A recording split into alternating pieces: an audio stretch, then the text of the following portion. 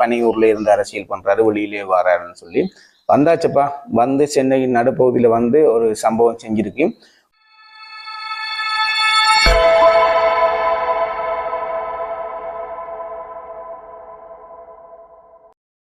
வணக்க மக்களை, நான் விஜயதரன். உங்களை எல்லாருக்கும் தெரியும், நேற்று தமிழக வெற்றி கழகத்தின் தலைவர் தளபதி விஜயனா வந்து முஸ்லீம் சகோதரருடைய நோன்பு துறக்கும் நிகழ்ச்சியில வந்து நேற்று கலந்து கொண்டிருந்தாரு சென்னையில. உங்களை எல்லாருக்கும் தெரியும், தளபதி விஜயனா வந்து பனையூர்ல இருந்து அரசியல் பண்றாரு, வெளியிலே வராருன்னு சொல்லி வந்தாச்சப்பா.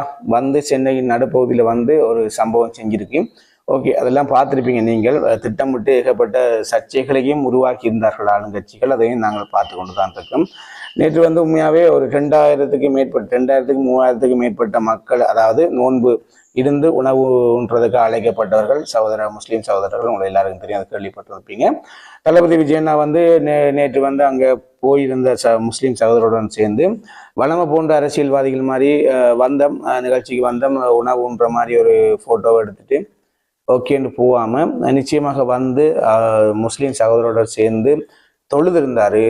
அது மட்டும் இல்லாமல் தொழுகிறத கேட்டு கற்றுக்கொண்டு அது சம்மந்தமாக எப்படி தொழுவணும்னு சொல்லி கேட்டு தெரிஞ்சு கொண்டு தொழுதிருந்தார். அது மட்டும் இல்லாமல் பார்த்தீங்கன்னு சொன்னால் எல்லாரும் சேர்ந்து நிலத்திலிருந்து உணவு உண்டிருந்தாங்க. அது மட்டும் இல்லாமல் நீண்ட நேரமாக அவர்களுடைய ஒரு சகோதரர், நான் உங்களோட இருக்கிறன்ற ஒரு தொனிப்பொருளில் வந்து நான் ஒரு வேட்டாள் இல்லை, நான் உங்களோட இருக்கிறன்றதை அவர் வெளியில் காட்டியிருந்தார்.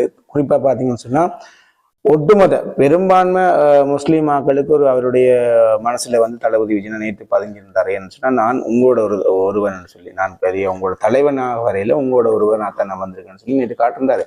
நிச்சயமாக வரவேற்கக்கூடியது. அது மட்டும் இல்லாமல் ஏகப்பட்ட விமர்சனங்கள் தளபதி விஜயனா மீது வைக்கப்பட்டது. என்றால் அவர் வந்து பனையூர்ல இருக்கிறாரு, அரசியல் பண்றதுக்கு வெளியில வந்து எல்லாரும் மாதிரி அரசியல் பண்ணுறப்பட்டு ஒரு அவசியமும் கிடையாது. எல்லாருக்கும் ஒவ்வொரு ஸ்டைல்.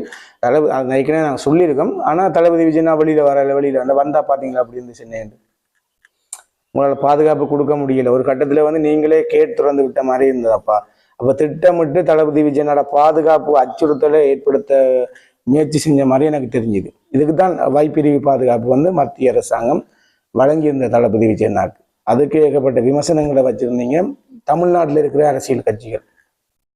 தளபதி விஜயனான்ற ஒரு பின்பம் உங்களுக்கு நீங்கள் விரும்பியோ விரும்பாமையோ தமிழ்நாட்டில் வந்து தவிர்க்க முடியாத ஒரு பெயர். அதை யாரும் மாற்று கருத்து பேசுறதுக்கு எதுவுமே இல்லை. ஏன்னு சொன்னா, நேற்று உங்களுக்கு தெரியும், நோன்பு திறந்த நிகழ்ச்சியில வந்து தளபதி விஜயனா கலந்து கொண்டு முஸ்லீம் சகோதரருடன் நின்று எல்லாம் பேசி முடிய திறந்த வழி வாகனத்துல வந்து சென்னை மையப்பகுதி, அதாவது வரையில நீங்க வந்தாரு.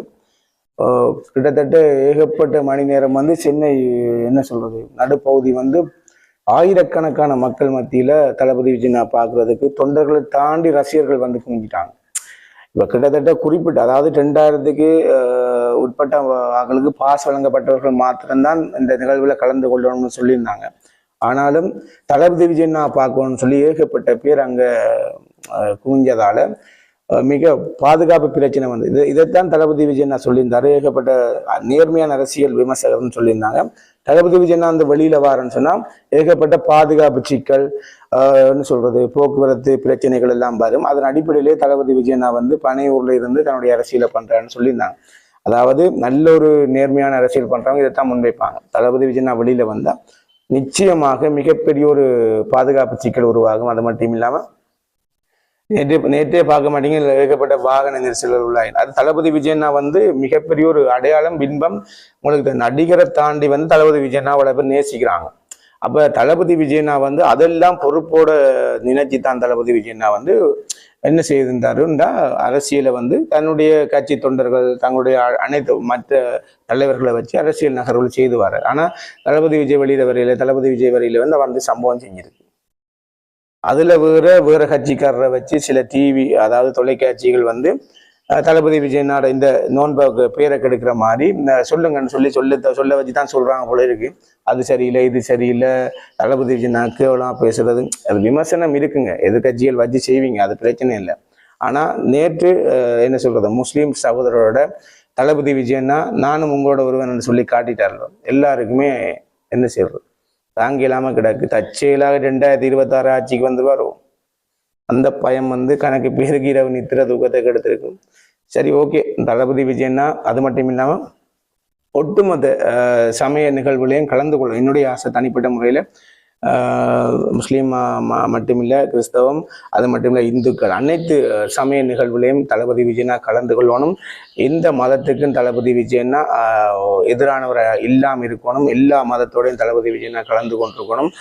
அதுதான் மத நல்லிணக்கத்தை உருவாக்கும். தளபதி விஜயனா இன்றைக்கு வந்து முஸ்லீம் சகோதரருடைய முக்கியமான நாள் நோன்பு திறக்கும் நாளில் கலந்து கொண்டிருந்தார். அது மிக மிக வரவேற்கக்கூடியது. அதே போன்று இந்துக்களுடைய முக்கிய நிகழ்வுகளையும் கலந்து கொள்ளணும். அதே மாதிரி கிறிஸ்தவருடைய நிகழ்வுகளையும் கலந்து கொள்ளணும். அப்பதான் மத நல்லிணக்கத்தை உருவாக்கும் என்றது என்னுடைய கருத்து. நிச்சயமாக தளபதி விஜயன் அதை செய்வார் என்றதில் எந்த மாற்று கருத்தும் இல்லை. இன்னொரு வீட்டில் சந்திக்கும். பாய்.